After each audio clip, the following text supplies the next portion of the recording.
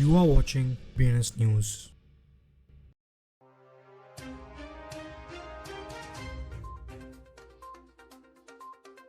आज की headlines.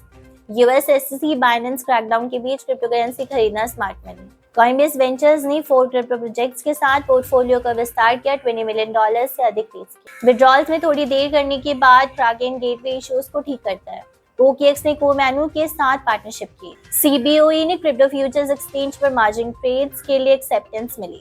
Kenyon central bank CBDC small to medium durations ने प्रायोरिटी नहीं।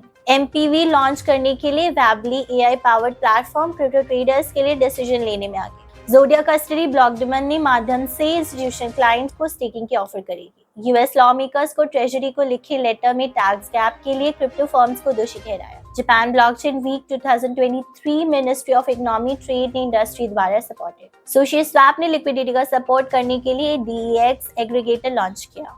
एप्पल के पार्टनर रेंडर क्रिप्टोज टोकन के पीछे कंपनी के साथ। जैसा कि SEC बाइनेंस पर कार्रवाई शुरू की, कुछ इन्वेस्टर्स ने ओकेजन को डिप बाय तक और यहां तक कि क्रिप्टो एक्सचेंज जायंट्स का सपोर्ट करने के लिए लिया है। ईथरस्कैन डेटा के अनुसार institutional crypto trading platform falcon x के सर्कल में 37 मिलियन USDC प्राप्त करने और उनमें $29.5 मिलियन बाइनेंस में डिपॉजिट किए।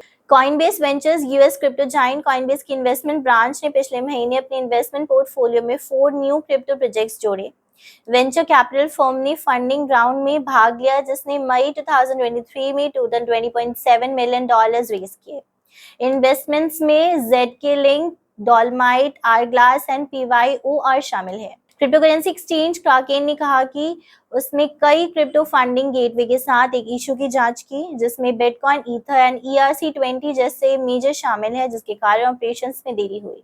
OKX ट्रेडिंग वॉल्यूम और एक लीडिंग वेब3 टेक्नोलॉजी कंपनी द्वारा दुनिया की दूसरी सबसे बड़ी cryptocurrency exchange and regulated digital assets custody service provider Komainu ने आज घोषणा की कि OKEX collaterals management platform Komainu connect में शामिल हो गया है, जो इंस्टीट्यूशन क्लाइंट्स को सिक्योर 24/7 ट्रेडिंग करने की सक्सेसफुल बनाता है।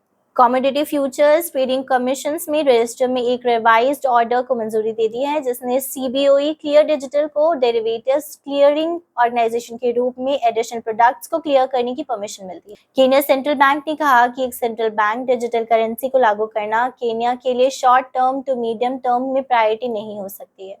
सेंट्रल बैंक के अनुसार केनिया के पेमेंट में पेन पॉइंट्स को एक्जिस्टिंग पेमेंट्स इकोसिस्टम के इनोवेशंस अराउंड को मजबूत करने के लिए पोटेंशियली सॉल्व किया जा सकता है। eToro ट्रेड्स के एनालिसिस से पता चलता है कि प्लेटफॉर्म के लगभग 80% एक्टिव यूजर्स एक वर्ष के दौरान 36.3% एवरेज लॉस के साथ अनप्रॉफिटेबल थे।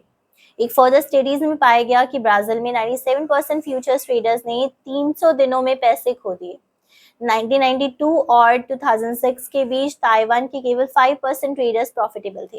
ट्यूसडे को ईमेल की गई घोषणा के अनुसार दोनों स्टेकिंग कंपनीज के लिए बढ़ते इंस्टीट्यूशनल इंटरेस्ट पर कैप्चर करने का अटेम्प्ट कर रही थी। रिवॉर्ड के बदले ब्लॉकचेन नेटवर्क चलाने में मदद करने के लिए डिजिटल एसेट्स की ऑफर का प्रोसेस।